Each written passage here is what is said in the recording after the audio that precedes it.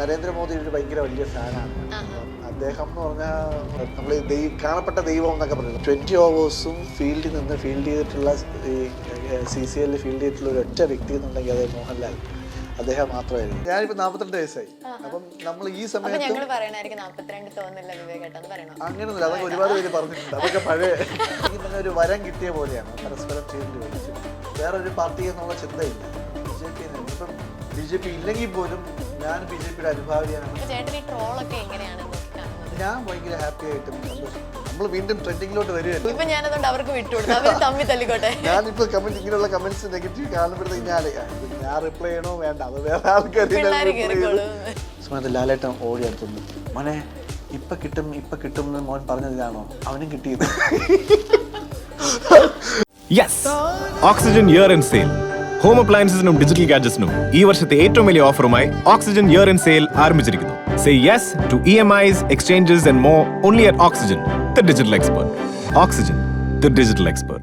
Hi hello, welcome to Movie World Media. ഇന്ന് എൻ്റെ കൂടെ ജോയിൻ ചെയ്യാൻ വന്നത് നമ്മുടെ ഒക്കെ വളരെ ഫേവറേറ്റ് ആയിട്ടുള്ള ഒരു ആക്ടറാണ് വിവേക് ഗോപൻ. വിവേക് ഏട്ടാ, welcome to the show. Thank you. എന്തൊക്കെയുണ്ട് വിശേഷം? സുഖം. വിശേഷം? ഓ, ഇങ്ങനെ പോകുന്നു. കുറച്ച് കാലമായല്ലോ കണ്ടിട്ട്. നമ്മൾ ആ മറ്റേ സീരിയലിന്റെ അവിടെ ഷൂട്ടിന്റെ അവിടെ വെച്ചിട്ട് ഇന്റർവ്യൂ കഴിഞ്ഞിട്ട് ഇന്നാണ് കാണുന്നത്. പിന്നെ ഇടയ്ക്ക് ഇങ്ങനെ ഞാൻ എന്തെങ്കിലും ആവശ്യമൊക്കെ ഉണ്ടെങ്കിൽ ശല്യപ്പെടുത്തും. വല്ലവരും ആരെങ്കിലും നമ്പർ വേണമെങ്കിലോ കോൺടാക്റ്റിനോ വർക്ക് ഒക്കെ ആയിട്ട് ഞാൻ ശല്യപ്പെടുത്തുമായിരുന്നു. അപ്പൊ അങ്ങനെ ശല്യപ്പെടുത്തി ഇപ്പോഴാണ് നമ്മൾ കാണുന്നത് അടുത്ത ഇന്റർവ്യൂ. ഇൻ ബിറ്റ്വീൻ നമ്മൾ എന്തൊക്കെ ഇന്റർവ്യൂസ് പ്ലാൻ ചെയ്തിട്ടുണ്ടായിരുന്നു, പക്ഷെ അതൊന്നും അങ്ങോട്ട് നടന്നില്ല.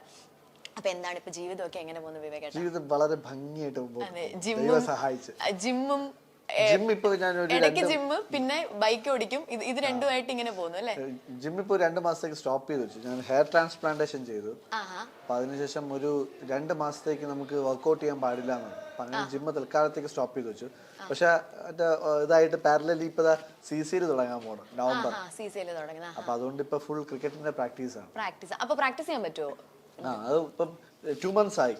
അപ്പൊ അവര് പറഞ്ഞു ഇനിയിപ്പം 2 months വരെ നമുക്ക് പാടില്ല എന്നുള്ളതാണ്. വെയിറ്റ് ട്രെയിനിങ് പാടില്ല. ഇപ്പൊ 2 months കഴിഞ്ഞാൽ നമുക്ക് വെയിറ്റ് ട്രെയിനിങ് ചെയ്യും. ഇപ്പൊ 2 months കറക്റ്റ് ആയി. അപ്പൊ ഇനിയിപ്പം വെയിറ്റ് ട്രെയിനിങ് ചെയ്യാൻ പാടില്ല, പക്ഷെ അല്ലാത്ത നമുക്ക് കാർഡിയോ അങ്ങനെയുള്ള വർക്കൗട്ടും കാര്യങ്ങളും ചെയ്യാം. അപ്പൊ ഞാൻ ചോദിച്ചു ക്രിക്കറ്റ് പ്രാക്ടീസ് ചെയ്യാൻ ചോദിച്ചു. ഹെൽമെറ്റ് ഒക്കെ വെക്കാം, പ്രാക്ടീസ് ചെയ്യാം, അതൊന്നും കുഴപ്പമില്ലാന്ന് പറഞ്ഞു. അപ്പം ഇപ്പം ഫുൾ ഫ്ലഡ്ജിലെ ക്രിക്കറ്റ് പ്രാക്ടീസ് അങ്ങ് തുടങ്ങി. ഹെയർ ട്രാൻസ്പ്ലാന്റ് ചെയ്തതിനും പിന്നിലെ ചേതോവികാരം അങ്ങനെയല്ലേ പറയുന്നത്?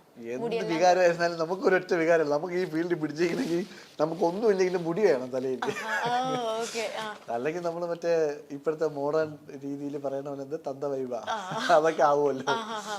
പിടിച്ചു നിൽക്കാൻ വേണ്ടിട്ട് പിള്ളേരുടെ ഇടയിൽ പിടിച്ചു നിൽക്കണ്ടേ? പിടിച്ചു നിൽക്കണം. ഓക്കെ, ചേട്ടന്റെ ബൈക്ക് ഭയങ്കര ബൈക്ക് റേസ് അല്ലേ? അതായത് വിവേകന്റെ ഇൻസ്റ്റഗ്രാം എടുത്ത് നോക്കിക്കഴിഞ്ഞാൽ ഒന്നെങ്കിൽ മറ്റേ കുറെ വെയിറ്റ് എല്ലാം കൂടെ എടുത്ത് പൊക്കുന്ന വീഡിയോ, അല്ലാന്നുണ്ടെങ്കിൽ ബൈക്ക് നമ്മള് ഞാൻ എന്റെ കൺസെപ്റ്റ് ആണ്. നമ്മൾ എന്ത് സന്തോഷം നമുക്ക് സന്തോഷം മനസ്സിൽ തരുന്നു ആ കാര്യങ്ങളൊക്കെ നമ്മൾ സോഷ്യൽ മീഡിയയിൽ നമ്മൾ ഷെയർ ചെയ്യുക എന്നുള്ളതാണ്.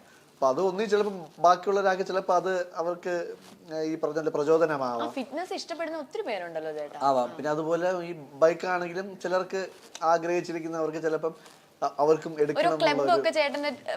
വീഡിയോസ് ഒക്കെ ടാഗ് ചെയ്യുമല്ലോ എടുത്തിട്ട് ബൈക്കിന്റെ ക്ലിപ്സ് ഒക്കെ. അപ്പം അവർക്കും ചിലപ്പോൾ ഈ പറഞ്ഞ പോലെ എടുക്കാണ്ടിരിക്കുന്ന ആൾക്കാർക്ക് ചിലപ്പോൾ എടുക്കണം എന്നുള്ളൊരു തോന്നലുണ്ടാവാം. അല്ലെങ്കിൽ ചിലപ്പം ഞാനിപ്പം എനിക്ക് വയസ്സ് പറഞ്ഞുകൊണ്ട് ബുദ്ധിമുട്ടൊന്നുമില്ല. നിങ്ങൾക്ക് ബുദ്ധിമുട്ടുണ്ടോ? എനിക്ക് ബുദ്ധിമുട്ടില്ല, ഞാൻ പറയൂല എന്റെ വയസ്സ്. അപ്പൊ ഞാനിപ്പോ 42 വയസ്സായി. അപ്പം നമ്മൾ ഈ സമയത്ത് ഞങ്ങൾ പറയണായിരിക്കും 42 തോന്നില്ല വിവേക് ഏട്ടാന്ന് പറയണോ? അങ്ങനെയൊന്നുമില്ല, അതൊക്കെ ഒരുപാട് പേര് പറഞ്ഞിട്ടുണ്ട്. അതൊക്കെ പഴയ അതൊക്കെ വെറും ക്ലിഞ്ച്. ഇപ്പൊ അങ്ങനെ ആ ക്ലിഞ്ചൊന്നും ഇപ്പൊ ഇവിടെ ഇല്ല. ഞാൻ പറഞ്ഞ 42 വയസ്സായാലും നമുക്ക് നമ്മുടെ ഞാനൊരു 10-30 വർഷം കൊണ്ട് നമ്മുടെ മനസ്സിൽ കൊണ്ടുവരുന്ന ആഗ്രഹമാണ് ഒരു സൂപ്പർ ബൈക്ക് സ്വന്തമാക്കണമെന്ന്. അപ്പൊ അത് ഇപ്പോഴാണ് എനിക്ക് നേടാൻ കഴിഞ്ഞത്. അപ്പം ആ സംഭവം നമ്മൾ ഇപ്പൊ ഇതേപോലെ ചിലപ്പോൾ എന്റെ അതേ പ്രായത്തിൽ അല്ലെങ്കിൽ എന്നെക്കാളും കുറച്ചുകൂടെ ഈ 45-46 വയസ്സുള്ള ആൾക്കാരും ചിലപ്പോൾ ഇതേപോലെ ബൈക്ക് നമ്മളൊക്കെ വായിക്കും അങ്ങനെയൊക്കെ ആഗ്രഹിച്ചിരിക്കുന്ന ആൾക്കാരുണ്ട്. അപ്പൊ അവർക്ക് ചിലപ്പോൾ ഒരു പ്രചോദനമാവും. അവര് പുള്ളി എടുത്ത് 42 വയസ്സ് പുള്ളിക്ക് ഓടിയെങ്കിൽ പിന്നെ എന്തുകൊണ്ട് എനിക്ക് ഓടിച്ചൂടാന്നുള്ള തോന്നല് ബാക്കിയുള്ളവർക്ക് ഉണ്ടാവും. അവരും മേടിക്കട്ടെ. അവര് നമുക്കിപ്പോ നമ്മുടെ മനസ്സിന് സന്തോഷം തരുന്ന എന്ത് കാര്യങ്ങളുണ്ടോ അതൊക്കെ നമ്മൾ പ്രൊമോട്ട് ചെയ്യുക എന്നുള്ളതാണ്. അപ്പൊ നമുക്കത് എന്തെങ്കിലും നമ്മളിപ്പോ ഈ പറഞ്ഞ സോഷ്യൽ മീഡിയ പോസ്റ്റ് ചെയ്തിട്ട് നമുക്ക് എന്ന് വേണോ കാണാം. കുറേ നാള് കഴിഞ്ഞിട്ട് നമ്മളെടുത്ത് നോക്കുമ്പോൾ നമുക്ക് തന്നെ കാണുമ്പോൾ നമുക്ക് ഒരു ആ പഴയ ഫീലിലോട്ടും ആ ഒരു നൊസ്റ്റാൾജിയൊക്കെ ഫീൽ ചെയ്യാൻ വേണ്ടിട്ട് നമുക്ക് നല്ലതാണ്. അപ്പൊ മൈൻഡ് എപ്പോഴും പോസിറ്റീവ് ആയിട്ടിരിക്കുക എന്നുള്ളതാണ്. സൂപ്പർ ബൈക്ക് ചേട്ടന് മേടിച്ച ആ ഒരു മൊമെന്റ് എന്തായിരുന്നു? അതായത് ഒരു വളരെ കാലമായിട്ടുള്ള ആഗ്രഹമാണെന്ന് പറഞ്ഞിരുന്നല്ലോ, അപ്പൊ ആ ഒരു ഡ്രീം നടന്ന ആ ഒരു മൊമെന്റ് ഏതായിരുന്നു? അയ്യോ, അത് പറഞ്ഞറിയിക്കാൻ പറ്റാത്തത്ര സന്തോഷമാണ്. കാരണം അത് മേടിക്കാൻ പോകുന്നു എന്നുണ്ടായി മേടിക്കുന്നവരെയും അത് ഉള്ളിലൊരു ഫീലാണ്, അയ്യോ ഇനി നടക്കുമോ അത് മേടിക്കുമോ എന്നുള്ളൊരു ഫീല് അപ്പോഴും മനസ്സിലുണ്ടായിരുന്നു. ഒരു ഡൗട്ട്ഫുൾ ആയിട്ടുള്ളൊരു സംഭവം മനസ്സിലുണ്ടായിരുന്നു.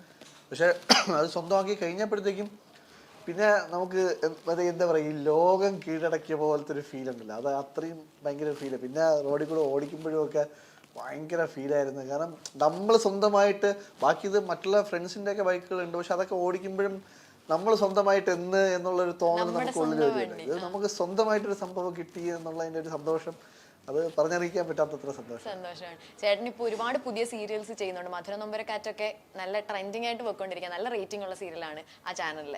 അപ്പോൾ ഇതൊക്കെ ആണെങ്കിലും ഇപ്പോഴും ചേട്ടൻ നേരത്തെ ചെയ്ത സീരിയൽസ് ഒക്കെ സെലിബ്രേറ്റ് ചെയ്യുന്നുണ്ട്, ട്രോൾസ് വരുന്നുണ്ട് ഇഷ്ടം പോലെ. സൂരജും ബേക്കറിയും ഒക്കെ ഇഷ്ടം പോലെ ട്രോൾസ് വരുന്നുണ്ട്. അപ്പൊ ചേട്ടൻ ഈ ട്രോളൊക്കെ എങ്ങനെയാണ് നോക്കി കാണുന്നത്? ഞാൻ ഭയങ്കര ഹാപ്പി ആയിട്ടും സന്തോഷം. കാരണം ഇത് തീർച്ചയായിട്ടും എന്ത് നമ്മൾ വീണ്ടും ട്രെൻഡിങ്ങിലോട്ട് വരുമല്ലേ. ഞാൻ മറ്റേ സൂരജ് ബേക്കറിയുടെ എന്തോ ഒരു ട്രോള് കണ്ടു കഴിഞ്ഞപ്പോഴത്തേക്ക് ഞാൻ കണ്ടു കഴിഞ്ഞപ്പോ എനിക്ക് ഇപ്പോഴും ഓർമ്മയാണ്. ഞാൻ വിവേകേട്ടന് സൂരജേട്ടൻ ഞാൻ വിവേകേട്ടൻ ഇത് ഇൻസ്റ്റാഗ്രാമിൽ അയച്ചെടുത്തപ്പോ വിവേകേട്ടൻ എനിക്ക് തിരിച്ച് റിപ്ലൈ ഇത് ഞാൻ കണ്ടതാ എന്റെ അടുക്ക പറഞ്ഞു. അതാ ഞാൻ ചോദിച്ച ട്രോളൊക്കെ എങ്ങനെ എടുക്കുന്നത്? ഞാൻ വളരെ പോസിറ്റീവായിട്ട് എടുക്കുന്നത്. കാരണം എനിക്ക് ഈ പറഞ്ഞ ഭയങ്കര ഞാനതൊന്നും മനസ്സിലോട്ട് കയറ്റി വിഷമിച്ച് അങ്ങനെയുള്ള ഫീലൊന്നും എനിക്കില്ല.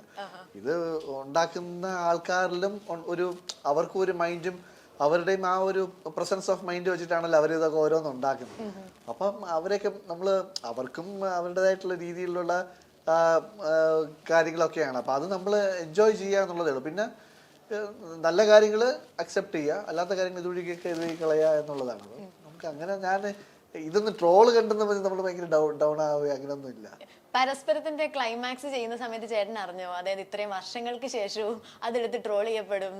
അതൊരിക്കലും പ്രശ്നം. ഞാൻ വേറൊരു സംഭവം എന്ന് വെച്ച് കഴിഞ്ഞാൽ, പരസ്പരം ചെയ്തുകൊണ്ടിരുന്ന സമയത്ത് നമ്മൾ സാജൻ ചേട്ടൻ പറഞ്ഞു, ഏകദേശം ക്ലൈമാക്സിലൊക്കെ എത്തി. അപ്പോൾ സാജൻ ചേട്ടൻ എന്നോട് പറഞ്ഞൊരു കാര്യമുണ്ട്, നമ്മൾ ഒരു സീരിയൽ ആക്ടർ ഉള്ള ലൈഫ് എന്ന് വെച്ച് കഴിഞ്ഞാൽ, നമ്മളിപ്പോൾ ഒരു സീരിയൽ ചെയ്തുകൊണ്ടിരിക്കുകയാണെങ്കിൽ നമ്മൾ ഭയങ്കര ഈ ഫീൽഡിൽ ഇന്നായിരിക്കും. അത് നമുക്ക് എവിടെ പോയി നല്ല അക്സെപ്റ്റൻസ് ഉണ്ടാവും, ഓഡിയൻസ് നമുക്ക് അത്രയും ഫോളോവേഴ്സ് ഉണ്ടാവും, ഭയങ്കര ഈ പറഞ്ഞ പോലെ നമ്മൾ ഒരു ഫാൻ ഫോളോയിങ് ബേസ് എന്ന് പറഞ്ഞാൽ നമുക്ക് ഭയങ്കര ഹൈ ആയിരിക്കും. പക്ഷെ നമ്മൾ ആ സീരിയൽ കഴിഞ്ഞു, നമ്മളിപ്പോൾ ഒരു 1 year ഒക്കെ ആകുമ്പോഴത്തേക്കും പിന്നെ നമ്മൾ വേറെ വർക്കൊന്നും ചെയ്യണില്ല എന്നുണ്ടെങ്കിൽ പയ്യെ അത് ഫെയ്ഡ് ആവും. പിന്നെ നമ്മൾ റോഡിൽ കൂടെയൊക്കെ നടന്ന് പോകുമ്പോഴത്തേക്കും അത് മുമ്പ് ഒരു സീരിയൽ ചെയ്ത സീരിയൽ നടനാണ്, അങ്ങനെ ഒരു ഇതിലോട്ട് പോകും. അല്ലാണ്ട് നമ്മൾ ആരും വന്ന് ഫോട്ടോ എടുക്കാനോ അല്ലെങ്കിൽ ഷേക്ക് ഹാൻഡ് തരാനോ ചിരിച്ച് സംസാരിക്കാനോ ഒന്നും ആരും നിൽക്കില്ല. കണ്ട് ജസ്റ്റ് ചിരിച്ച് അങ്ങ് പോകും എന്നുള്ളതല്ലാണ്ട് അത് മുമ്പ് ഒരു സീരിയൽ ചെയ്തിട്ടുള്ള ഒരു വ്യക്തിയാണെന്നുള്ള രീതിയിൽ ആൾക്കാർ റെക്കഗ്നൈസ് ചെയ്യുള്ളൂ. പക്ഷെ എനിക്ക് ഈ പരസ്പരം കൊണ്ട് എനിക്ക് നേരെ ഓപ്പോസിറ്റ്. ഞാൻ സാഹചര്യം പറഞ്ഞാൽ എനിക്കിപ്പോഴും എൻ്റെ മനസ്സിലുണ്ട്. പക്ഷെ അത് നേരെ ജസ്റ്റ് ഓപ്പോസിറ്റാണ് ഇപ്പം നടന്നുകൊണ്ടിരിക്കുന്നത്. കാരണം ഇത്രയും കഴിഞ്ഞിട്ട് ഇത്രയും വർഷമായിട്ടും ആൾക്കാരുടെ എല്ലാവരുടെയും മനസ്സിൽ ഇപ്പോഴും ആ ഒരു സീരിയലും ആ കഥാപാത്രങ്ങളും നിറഞ്ഞു നിൽക്കുന്നു എന്ന് അറിയുമ്പോഴത്തേക്കും ശരിക്കും പറഞ്ഞാൽ വിശ്വസിക്കാൻ പറ്റാത്തത്ര സന്തോഷമുണ്ട്. കാരണം നമ്മളാരും, ഞാൻ ഈ സാഹചര്യം പറഞ്ഞാൽ ശരിക്കും വാസ്തവമാണത്. പക്ഷെ ഇത് അങ്ങനെ അല്ല, അതിന് ഓപ്പോസിറ്റായിട്ട് പോകുന്നു എന്ന് പറയുമ്പോൾ എനിക്ക് ഭയങ്കര സർപ്രൈസ് തോന്നാറുണ്ട്. കാരണം ഇത്രയും വർഷമായിട്ടും ആൾക്കാർ അതിനെ അക്സെപ്റ്റ് ചെയ്യുന്നുണ്ടല്ലോ, ആൾക്കാർ അതിനെ ഫോളോ ചെയ്യുന്നുണ്ട്. എത്രയോ ആൾക്കാർ എൻ്റെ അടുത്ത് ഇപ്പോഴും കുറേ ആൾക്കാർ എൻ്റെ അടുത്ത് പറയുന്നത്, ചേട്ടാ ഞാൻ എൻ്റെ 8ാം ക്ലാസ്സിൽ പഠിക്കുമ്പോൾ കണ്ടു തുടങ്ങിയതാണ്, 7ാം ക്ലാസ്സിൽ പഠിക്കുമ്പോൾ കണ്ടു തുടങ്ങി. അപ്പോൾ ഞാൻ ചോദിച്ചു, നീ ഇപ്പോൾ ഞാനിപ്പോൾ ഡിഗ്രിയൊക്കെ കഴിഞ്ഞു, ജോലിക്ക് കയറാൻ പോവുകയാണ്, അങ്ങനെയൊക്കെ കുറേ ആൾക്കാർ ഒന്ന് ഇപ്പോഴും പറയുന്നുണ്ട്. അപ്പോൾ അതൊക്കെ മനസ്സിൽ ഭയങ്കര ഹാപ്പിനെസ് തരുന്ന ഒരു ഫീലും സംഭവങ്ങൾ. അപ്പം ഇപ്പോഴും ഞാൻ ഇപ്പം വിചാരിക്കുന്നു, നമ്മളപ്പോൾ ഇപ്പോഴും ഈ പറഞ്ഞ ലൈവായിട്ട് നമ്മളിപ്പോഴും ഫീൽഡിലുണ്ട്, ആൾക്കാരുടെ ഇടയിലുണ്ട് എന്നുള്ളത് മനസ്സിലാക്കുന്നതിൽ ഒത്തിരി സന്തോഷം. ഒരു ശരിക്കും പറഞ്ഞ ഒരു വരം കിട്ടിയ പോലെയാണ് പരസ്പരം സീരിയൽ വഴി. ശരിക്കും ഈ മധുര നൊമ്പരക്കാറ്റില് ഒരു റൊമാൻറ്റിക് ഹീറോ ആണല്ലോ, ഒരു ചെറിയൊരു പോർഷൻ, അതായത് കുറച്ച് നാളിപ്പം കഥ മാറി പോകുന്നുണ്ട്. അപ്പൊ ഈ റൊമാൻറ്റിക് വേഷങ്ങളൊക്കെ വരുമ്പോൾ ചേട്ടൻ എങ്ങനെയാണ് അത് കൺസീവ് ചെയ്യുന്നത്? അങ്ങനെ ഇങ്ങനെ ചോദിക്കുമ്പോഴാണ് നമ്മൾ ശരിക്കും ടെൻഷൻ അടിച്ചോളാം. അയ്യോ അങ്ങനെ ഞാൻ എങ്ങനെ കൺസീവ് ചെയ്യും? ഞാൻ അങ്ങനെ ഭയങ്കരമായിട്ട് കൺസീവ് ചെയ്യാറൊന്നുമില്ല. നമ്മൾ ആ സ്ക്രിപ്റ്റ് വായിക്കുമ്പോഴത്തേക്കും ഓട്ടോമാറ്റിക്കലി നമ്മുടെ മനസ്സിലൊരു പിക്ചറും ഒരു വിഷ്വലും എനിക്കങ്ങനെയാണ്. അപ്പം നമ്മൾ കഥ വായിക്കുമ്പോൾ അല്ലെങ്കിൽ ആ ഒരു സീൻ വായിക്കുമ്പം ആ സീനിനെ പറ്റിയിട്ടുള്ളതോ അല്ലെങ്കിൽ ആ കഥയെ പറ്റിയിട്ടുള്ള സംഭവങ്ങൾ നമ്മുടെ വേറൊരു രൂപം നമ്മുടെ മനസ്സിൽ ഓൾറെഡി, എനിക്ക് ഇനി ബാക്കിയുള്ളവർക്ക് എങ്ങനെയാണെന്ന് അറിയില്ല, എൻ്റെ മനസ്സിൽ അത് പ്രിപ്പയർഡ് ആവും. നമ്മൾ അതിനനുസരിച്ച് എങ്ങനെ മോൾഡപ്പ് ആവണം അല്ലെങ്കിൽ അതെങ്ങനെയൊക്കെ നമുക്ക് ചെയ്യാൻ പറ്റും എന്നുള്ളത് ഓൾറെഡി എൻ്റെ മനസ്സിൽ തെളിഞ്ഞ് വരികയും ചെയ്യും. അത് ഈ സീൻ വായിക്കുന്നതനുസരിച്ച് തന്നെ എൻ്റെ മനസ്സിലോട്ട് അത് കയറിക്കൊണ്ടിരിക്കുകയും ചെയ്യും. അത് ലാസ്റ്റ് സീൻ വായിച്ചു കഴിഞ്ഞ് നമ്മൾ ആക്ട് ചെയ്യുമ്പോഴത്തേക്കും ആ സംഭവം തന്നെ ഞാൻ ചെയ്യും. പിന്നെ ഇനി അതിൽ എന്തെങ്കിലുമൊക്കെ മാറ്റങ്ങൾ ഉണ്ടെങ്കിൽ ചിലപ്പോൾ ഡയറക്ടർ അവിടെ ആളുണ്ട്, അപ്പോൾ ഡയറക്ടർ പറഞ്ഞു തരും അത് കുറച്ചുകൂടെ ഇങ്ങനെ ചെയ്യാം, അല്ലെങ്കിൽ അത് ഇങ്ങനെ ചോദിച്ചാൽ നന്നായിരിക്കും, അല്ലെങ്കിൽ കുറച്ചുകൂടെ അത് ഇങ്ങനെ ആക്ട് ചെയ്താൽ നന്നായിരിക്കും എന്നുള്ളത് പറഞ്ഞു തരും. അപ്പോൾ അതിനനുസരിച്ച് ചെറിയ ചെറിയ ചേഞ്ചസ് വരുത്താറുണ്ട്. പക്ഷെ ഇപ്പം അങ്ങനെ ഇല്ല. നമ്മൾ എന്താണോ നമ്മുടെ മനസ്സിൽ ഫീൽ ചെയ്യുന്നത് അത് തന്നെ അങ്ങ് കൊടുക്കുമ്പോഴത്തേക്കും എന്തോ ഈ പറഞ്ഞ പോലെ നമുക്കൊരു ശക്തി ഉണ്ടല്ലോ, ശക്തി ഒന്ന് സപ്പോർട്ട് ചെയ്ത് നമുക്കെല്ലാം നേരെ നന്നായിട്ട് പോകുന്നു എന്നുള്ളൊരു ഫീൽ ഉണ്ട്. അതുപോലെ ചേട്ടൻ ഇൻസ്റ്റഗ്രാമിൽ ചില സമയത്ത് ചില നെഗറ്റീവ് കമന്റ്സിനൊക്കെ ചേട്ടൻ റെസ്പോണ്ട് ചെയ്ത് നമ്മൾ കാണാറുണ്ട്. കമന്റ്സിന്റെ താഴെ തിരിച്ച് ഭയങ്കര തഗ് റിപ്ലൈ ഒക്കെ കൊടുക്കാറുണ്ട്. അത് ഈ പറഞ്ഞ ചില നമുക്ക് എന്താ പറയുക, നമുക്ക് തീർത്തും അക്സെപ്റ്റ് ചെയ്യാൻ പറ്റാത്ത രീതിയിൽ ചില കമന്റ്സ് ഒക്കെ ചിലത് വരുമ്പോഴത്തേക്കും അതിന് നമ്മൾ കറക്റ്റ് അനുയോജ്യമായിട്ടുള്ള മറുപടിയിൽ കൊടുത്ത് ഞാൻ ഇപ്പൊ പക്ഷെ അതൊന്നും ചെയ്യാറില്ല. കാരണം ഇപ്പൊ ഒത്തിരി സംഭവങ്ങൾ വരുന്നുണ്ട്. പിന്നെ അതിന്റെ അകത്ത് തന്നെ അടി അങ്ങോട്ടും ഇങ്ങോട്ടും കമന്റ് ഇട്ട് ചേട്ടന്റെ പേരിൽ അങ്ങോട്ടും ഇങ്ങോട്ടും നമ്മൾ അറിയാതെ അതിന്റെ അകത്ത് വേറെ രീതിയിൽ കുറെ സംഭവങ്ങൾ അതിന്റെ അകത്ത് അങ്ങനെയൊക്കെ നടക്കുന്നുണ്ട്. പിന്നെ അതുകൊണ്ട് ഞാൻ ഇപ്പൊ അങ്ങനെ ശ്രദ്ധിക്കാറില്ല. മുമ്പ് ഇപ്പൊ ഞാനതുകൊണ്ട് അവർക്ക് വിട്ടുകൊടുത്തു, അവര് തമ്മി തല്ലിക്കോട്ടെ. ഞാനിപ്പോ കമന്റ് ഇങ്ങനെയുള്ള കമന്റ്സ് നെഗറ്റീവ് കാണുമ്പോഴത്തേക്ക് ഞാൻ ഇത് ഞാൻ റിപ്ലൈ ചെയ്യണോ വേണ്ട, അത് വേറെ ആൾക്കാർ അതിൻ്റെതായ രീതിയിൽ പൊക്കോളും. ഞാൻ ഇപ്പം അങ്ങനെ ചെയ്യാറില്ല. ബട്ട് മറ്റത് എന്തെങ്കിലും നല്ല തഗ് റിപ്ലൈ നമുക്ക് മനസ്സിൽ വന്നു കഴിഞ്ഞാൽ കറക്റ്റ് അതിനനുസരിച്ച് റിപ്ലൈ കൊടുക്കാറുണ്ട്. അത് നമ്മൾ ചിലപ്പോൾ നമ്മുടെ വീട്ടിലിരിക്കുന്നവരെയൊക്കെ പറ്റി പറയുമ്പോഴാണ് ചിലപ്പം നമ്മുടെ മനസ്സിൽ അങ്ങനെ ഒരു ഫീൽ തോന്നി തിരിച്ചങ്ങനെ ചോദിച്ചും നമ്മൾ ഈ റിപ്ലൈ കൊടുത്തു പോകുന്നത്. അല്ലാണ്ട് അങ്ങനെ വേറെ ഒന്നും ഇപ്പം പേഴ്സണലി ഫീൽ ചെയ്യാറില്ല. ഓക്കെ, നമ്മൾ ഈ ഇൻസ്റ്റഗ്രാമിന്റെ കാര്യം പറഞ്ഞതുപോലെ ചേട്ടൻ സോഷ്യൽ മീഡിയയിലൊക്കെ ചേട്ടന്റെ പൊളിറ്റിക്കൽ സ്റ്റാൻഡ് ഭയങ്കര ക്ലിയർ ആയിട്ട് പറയുന്ന ഒരാളാണ്. BJP അനുഭാവിയാണ് എന്നുള്ളത് ഒരു മടിയും കൂടാതെ സോഷ്യൽ മീഡിയയിൽ കറക്റ്റായിട്ട് പറയുന്ന ഒരാളാണ്. അപ്പോൾ ഇത് ചേട്ടന്റെ ഈ പേഴ്സണൽ ലൈഫിനെയോ അല്ലെങ്കിൽ നമ്മുടെ പ്രൊഫഷണൽ ലൈഫിനെയോ ഒക്കെ ഏതെങ്കിലും ഒരു പോയിന്റിൽ എഫക്ട് ചെയ്യുന്നുണ്ടോ? ഞാൻ അങ്ങനെ മറ്റേ ആ ഒരു പേഴ്സണൽ ലൈഫിലും പ്രൊഫഷണൽ ലൈഫിലും നമുക്കത് എഫക്ട് ചെയ്തിട്ടുണ്ടോ എന്നുള്ളത് ഞാനങ്ങനെ ശ്രദ്ധിച്ചിട്ടില്ല. പിന്നെ നമ്മൾ ചെയ്യുന്നത് നല്ല കാര്യങ്ങളുമാണ്, നമ്മൾ ചെയ്യുന്നത് കറക്റ്റാണ് എന്ന് തോന്നിക്കഴിഞ്ഞാൽ പിന്നെ നമ്മൾ ചെയ്യുക എന്നുള്ളതേ ഉള്ളൂ. അപ്പം ഞാൻ ഇത് ഇപ്പം ഹൈഡ് ചെയ്തിട്ട് കാര്യം, കാരണം ഞാൻ ഇലക്ഷന് മറ്റേ അസംബ്ലി ഇലക്ഷന് മത്സരിച്ചതാണ്, ചവറയിൽ നിന്ന് മത്സരിച്ചതാണ്. അപ്പൊ തന്നെ ഇത് പബ്ലിക്കലി ആയി. പിന്നെ ഇനിയിപ്പോ നമ്മൾ അതല്ല എന്നുള്ളത് കാണിക്കേണ്ട ആവശ്യമില്ല. പിന്നെ നമ്മൾ ചെയ്യുന്ന കാര്യങ്ങൾ പെർഫെക്റ്റ് ആയിരിക്കുക, കറക്റ്റ് ആയിരിക്കുക എന്നുള്ളത് മാത്രമല്ല. ഇപ്പം പാർട്ടിക്ക് വേണ്ടി പ്രവർത്തിക്കുകയാണെങ്കിൽ തന്നെ നല്ല കാര്യങ്ങൾ വേണ്ടി ചെയ്യുക, ജനങ്ങൾക്കും കൂടെ ഉപയോഗപ്പെടുന്ന രീതിയിലും അല്ലെങ്കിൽ ഉപകാരപ്പെടുന്ന രീതിയിലും ഉള്ള കാര്യങ്ങൾ ചെയ്യുക എന്നുള്ളതേ ഉള്ളൂ. ഞാൻ അങ്ങനെയാണ് പൊളിറ്റിക്കലി എൻ്റെ പൊളിറ്റിക്സ് ഞാൻ അങ്ങനെയാണ്. കാരണം നമ്മൾ ചെയ്യുന്ന കാര്യം നമ്മളെ ഒരു എന്താ പറയുക, നമ്മളിപ്പോൾ ഒരു MLA ആക്കി അല്ലെങ്കിൽ MP ആക്കി അല്ലെങ്കിൽ ഒരു മന്ത്രിയാക്കിയ അവർ നമുക്ക് വേണ്ടിയിട്ട് അവർ വോട്ട് ചെയ്ത് നമ്മൾ ആക്കുമ്പോഴത്തേക്കും തിരിച്ച് നമുക്ക് അവരോട് കടപ്പാടും പ്രതിബദ്ധതയായിരിക്കും. നമ്മളെ വിശ്വസിച്ചാണ് നമുക്ക് വേണ്ടി വോട്ട് ചെയ്ത് അവരെ നമ്മൾ ആ ഒരു പൊസിഷനിൽ എത്തിക്കുന്നത്. അപ്പോൾ തിരിച്ച് നമ്മൾ അവരുടെ ആവശ്യങ്ങൾ എന്താണോ, ആ നാടിനുള്ള ആവശ്യങ്ങൾ എന്താണോ അതിനനുസരിച്ച് കാര്യങ്ങൾ നടപ്പിലാക്കി കൊടുക്കുക എന്നുള്ളതാണ് എൻ്റെ പൊളിറ്റിക്സ് എന്നുള്ള രീതിയിൽ ഞാൻ കണ്ടിട്ടുള്ളത്. പിന്നെ ഈ പറഞ്ഞ പോലെ എന്താ പറയുക, നരേന്ദ്രമോദി ഒരു ഭയങ്കര വലിയ ഫാനാണ് ഞാൻ. അദ്ദേഹം എന്ന് പറഞ്ഞാൽ ഒരു എന്താ പറയുക, ഞാനൊക്കെ ഒരു ശരിക്കും നമ്മൾ കാണപ്പെട്ട ദൈവം എന്നൊക്കെ പറയും. നമ്മൾ ദൈവം ഭൂമിയിൽ വന്ന് എങ്ങനെയിരിക്കും അതുപോലെ ഫീൽ ചെയ്ത് എൻ്റെ മനസ്സിൽ, ബാക്കിയുള്ളവർക്ക് എങ്ങനെ ഫീൽ ചെയ്യണമെന്നും ഇല്ലാന്ന് ഞാൻ പറയാം. എൻ്റെ കൺസെപ്റ്റും എൻ്റെ കാഴ്ചപ്പാടാണ് ഞാൻ പറയുന്നത്. ഞാൻ അങ്ങനെ കണ്ട് ഫീൽ ചെയ്യുന്നൊരു വ്യക്തിയാണ്. അപ്പം അദ്ദേഹത്തിൻ്റെ ഓരോ കാര്യങ്ങളും അദ്ദേഹം ചെയ്യുന്ന കാര്യങ്ങളും പിന്നെ അദ്ദേഹത്തിൻ്റെ ലൈഫ് കാര്യങ്ങൾ ഇതൊക്കെ വെച്ചിട്ട് നമുക്ക് ഭയങ്കരമായിട്ട് മനസ്സിൽ ഉൾക്കൊണ്ട് നമ്മൾ ഈ ഒരു ഇതിലേക്ക് ജോയിൻ ചെയ്തതാണ്. പിന്നെ ഈ പറഞ്ഞ പോലെ എന്താ പറയുക, നമുക്ക് അനാവശ്യമായിട്ടുള്ള ഒരു കാര്യങ്ങളും അദ്ദേഹം ചെയ്യുന്നില്ല. എന്തുണ്ടെങ്കിലും നമ്മുടെ ഭാരതത്തിന് വേണ്ടിയിട്ടെന്നുള്ള രീതിയിലാണ്. സ്വന്തമായിട്ട് അദ്ദേഹത്തിന് ഒരു വീട് പോലും ഇല്ല. പിന്നെ എന്താ പറയുക, നമ്മൾ ആവശ്യമില്ലാത്ത മറ്റേ ഈ ഇപ്പം എല്ലായിടത്തും ഇതാണല്ലോ സ്വന്തം പോക്കറ്റ് നിറയ്ക്കുക എന്നുള്ളതാണ് രാഷ്ട്രീയം എന്ന് പറയണത്. ബാക്കിയുള്ളവർക്ക് എന്ത് ഏത് എന്ന് ചിന്തിക്കാതെ അവരവരുടെ കീശ വീർക്കുക എന്നുള്ളത്. ഇതിപ്പോൾ അങ്ങനെയൊന്നും ഇല്ലല്ലോ. ഇദ്ദേഹത്തിന് വേണ്ടിയിട്ട് നമുക്ക് പിൻ പോയിന്റ് ചെയ്ത് പറയാനായിട്ടുള്ള ഒരു കാര്യങ്ങളും ഇല്ല. അപ്പം അങ്ങനെയുള്ള ഒരു കൺസെപ്റ്റും കൂടെ വെച്ചപ്പോഴത്തേക്കും ഞാൻ ഭയങ്കര ഫാനാണ് അദ്ദേഹത്തിന്. അപ്പം അതുകൊണ്ട് തീർച്ചയായിട്ടും വേറൊരു പാർട്ടി എന്നുള്ള ചിന്തയില്ല. BJP തന്നെ. ഇപ്പം BJP ഇല്ലെങ്കിൽ പോലും ഞാൻ BJPയുടെ അനുഭാവിയാണ്. ഞാൻ വേറൊരു പാർട്ടിയിലോട്ട് അല്ലെങ്കിൽ ഇപ്പം ഞാൻ പാർട്ടിയിലുണ്ട്, ഇപ്പം ഇനി ഭാവിയിൽ എന്തെങ്കിലുമൊക്കെ ആയിട്ട് വേറെ പാർട്ടിയിൽ ജോയിൻ ചെയ്യുക അങ്ങനെയുള്ളതൊന്നും ചിന്തിക്കാൻ പോലും പറ്റില്ല. അത്രയും വലിയൊരു ഫാൻ ഫോളോ ആണ് ഞാൻ. അദ്ദേഹം എന്ന് പറഞ്ഞാൽ എനിക്ക് അത്രയും ഭയങ്കര പ്രാന്താണ്. അപ്പം തീർച്ചയായിട്ടും അങ്ങനെയുള്ള ഒരു പാർട്ടിയിൽ വർക്ക് ചെയ്യണത് ഒരു ഡിഫറെൻറ്റ് എക്സ്പീരിയൻസ് ആണ്. അപ്പം അതുകൊണ്ട് അങ്ങനെ അതൊരു രീതിയിൽ ഇതിൽ ജോയിൻ ചെയ്തു. പിന്നെ അത് എനിക്ക് പുറത്ത് തുറന്ന് കാണിക്കുന്നതിൽ എനിക്ക് ബുദ്ധിമുട്ടും പ്രശ്നങ്ങളൊന്നും ഉണ്ടെന്നായിട്ട് എനിക്ക് തോന്നിയിട്ടില്ല. പിന്നെ ഈ ഫീൽഡിലും എല്ലാവർക്കും അറിയാം. പിന്നെ വേറൊരു സംഭവം എന്ന് വെച്ച് കഴിഞ്ഞാൽ നമ്മൾ ഈ ഇപ്പം ആക്ടിങ് ഫീൽഡായിരുന്നാലും നമ്മളിപ്പോൾ അല്ലാണ്ട് വേറെ ഏത് പോയി കഴിഞ്ഞാലും നമ്മൾ രാഷ്ട്രീയം വേറെ, ഇപ്പോൾ ഓരോരുത്തർക്കും ഓരോ രാഷ്ട്രീയമായിരിക്കും. ഇപ്പം എൻ്റെ രാഷ്ട്രീയത്തിലെ കാഴ്ചപ്പാടായിരിക്കില്ല താങ്കൾക്കുള്ളത്. അപ്പം നിങ്ങളുടെ രാഷ്ട്രീയ കാഴ്ചപ്പാട് വേറെ ആയിരിക്കും. ഞാനതിപ്പോൾ നമ്മൾ ഡിസ്കസ് ചെയ്യേണ്ട ആ ഒരു പ്ലാറ്റ്ഫോം അതല്ല എന്നുണ്ടെങ്കിൽ നമ്മളത് അവിടെ ഡിസ്കസ് ചെയ്യേണ്ട കാര്യമില്ല. നമ്മളിപ്പോൾ ഞാൻ ജോലിക്ക് പോകുമ്പോഴത്തേക്കും അവിടെ BJP-യുടെ അനുഭാവികളുണ്ടാവാം, മറ്റേ ഇടതുപക്ഷക്കാരുണ്ടാവാം, വലതുപക്ഷക്കാരുണ്ടാവാം, ഒത്തിരി പേരുണ്ടാവാം. അപ്പോൾ അവരുടെ അടുത്ത് ആരടുത്തും ഞാൻ ഈ വാഗ്വാദങ്ങളും കാര്യങ്ങൾക്കും ഒന്നും പോകാറില്ല. അവരാരും എന്നോടും വരാറില്ല. നമ്മൾ അവിടുത്തെ ജോലി എന്താണ് അത് ചെയ്യുക എന്നുള്ളത്. അപ്പോൾ അതുകൊണ്ട് എല്ലാവരോടും ഭയങ്കര കമ്പനിയായിട്ടും അറ്റാച്ച്ഡായിട്ടാണ് പോകുന്നത്. തിരിച്ചവരും എന്നെ അങ്ങനെയാണ് കാണുന്നത്.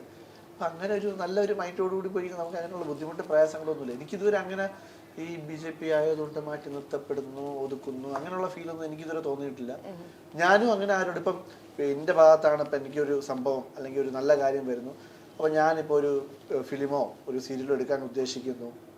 അപ്പം ഞാൻ അതിൽ ഇവൻ BJP ആണ്, അവനെ വിളിക്കാം, മറ്റവൻ കമ്മ്യൂണിസ്റ്റുകാരൻ, അവൻ പാർട്ടിയിലൊക്കെ ഉള്ളവനാണ്, അവനെ വിളിക്കണ്ട, അങ്ങനെയുള്ള ചിന്തയൊന്നും എനിക്കില്ല.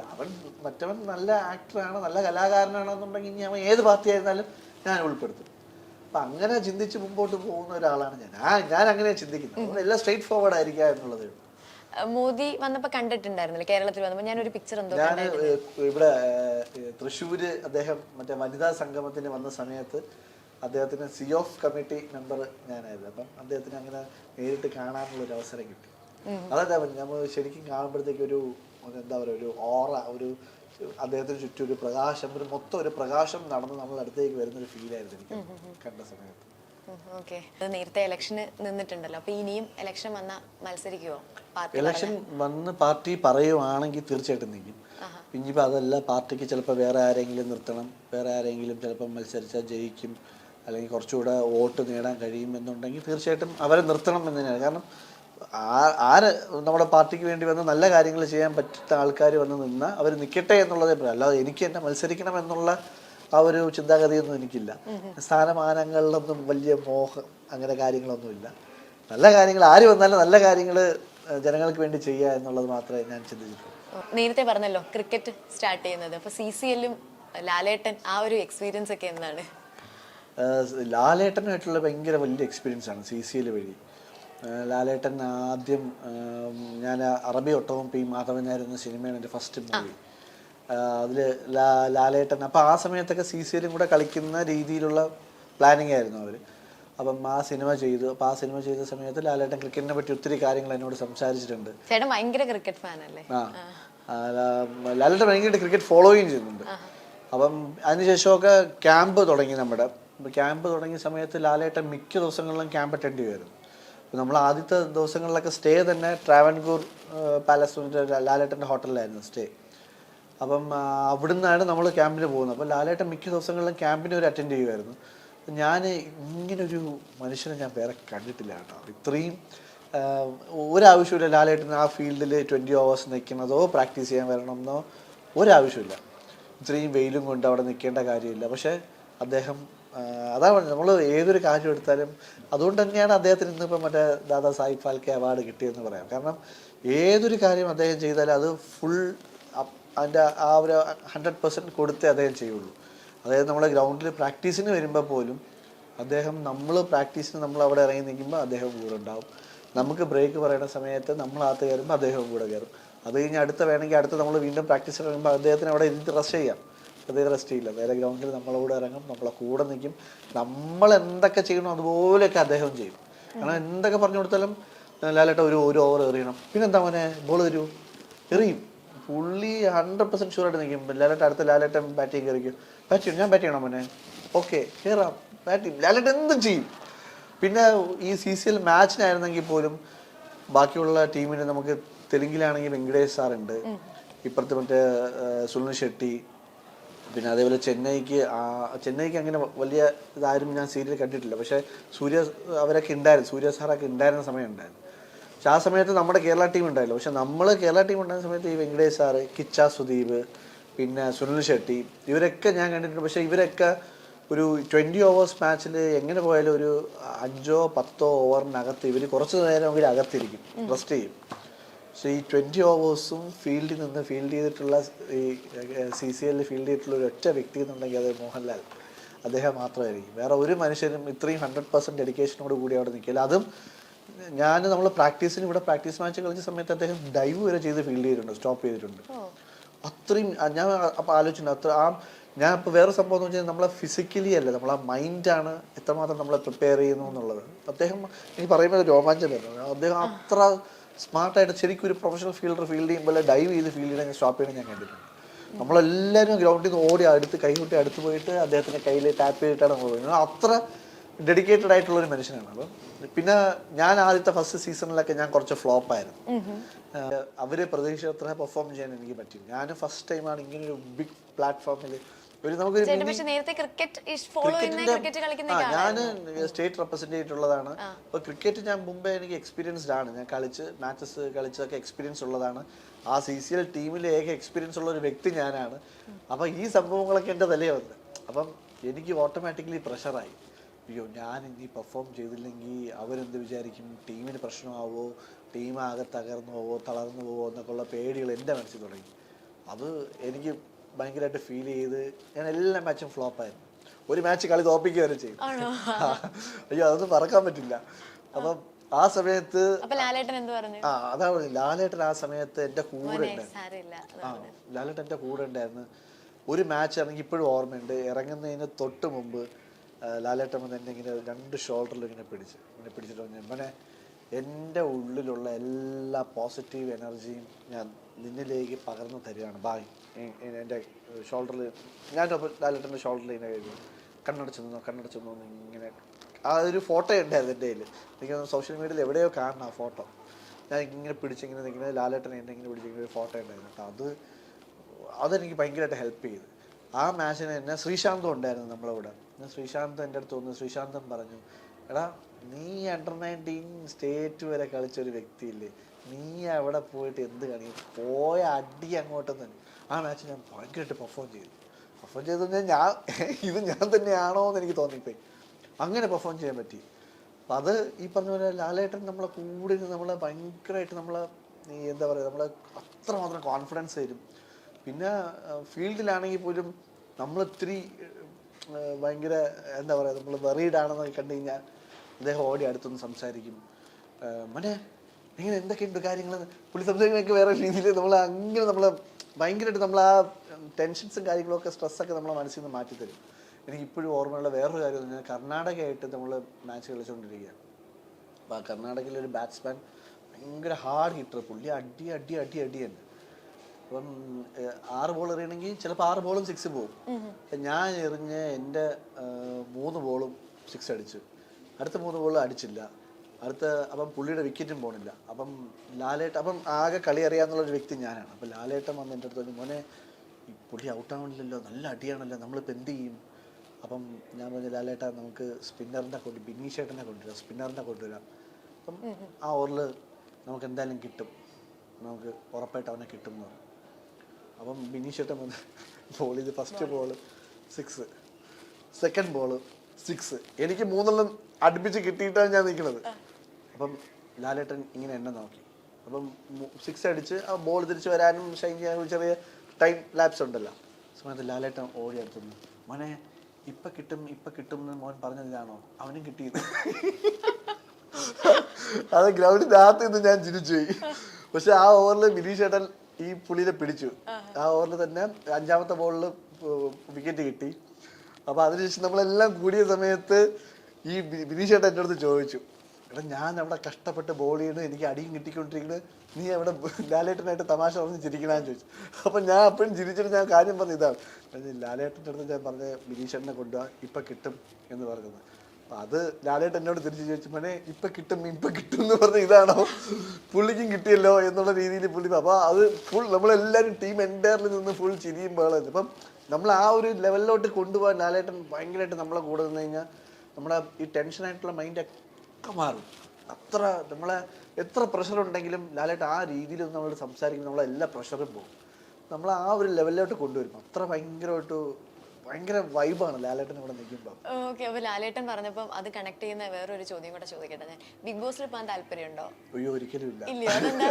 അതാണ് എന്തിന് വെറുതെ നല്ലൊരു മുഖവും നല്ലൊരു സ്വഭാവം ഇല്ലാതാക്കണം.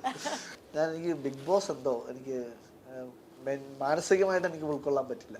ഓക്കെ, അപ്പൊ എന്തായാലും നമ്മള് അഥവാ പോയാൽ തന്നെ ഞാൻ ഒരാഴ്ചക്കകത്ത് പുറത്താവും.